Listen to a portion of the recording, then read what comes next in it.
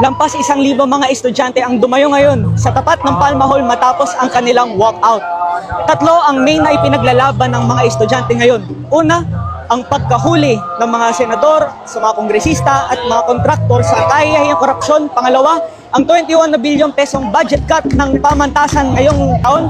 At ang pangatlo ay ang unfinished construction spaces na nakapalibot sa loob ng campus ngayon. Po, grabe naman kung kanino pa talaga dapat nilalaanan yung pondo. Doon pa napupunta sa mga ghost projects na nakaka-insulto din kasi nasa rainy season tayo, guys. Wala naman nakakakinabang yung sinasabi nilang flood control projects. Yung mga pondo na dapat napupunta sa edukasyon, binubulsa lang. So nakakagalit talaga. Patuloy pa rin kasi yung paghihirap ng mga students.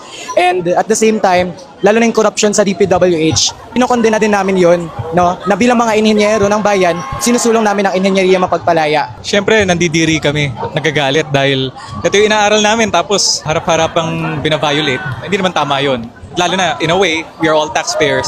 Offensive din sa amin yun. Hindi pa rin tapos po ang faculty center. Tapos, ang pag-retrofit po ng College of Music ay matagal na pong hinihintay. So, nakakagalit po talaga kasi saan po ba talaga napupunta ang ating pera? Sa paparating September 21 sa martial law commemoration ay kikilo sa mga scholar ng bayan ng mga kabataan para irehistro na mula noon hanggang ngayon tatak magnanakaw si Marcos, tatak magnanakaw ang mga Marcos, ang administrasyon ni Marcos.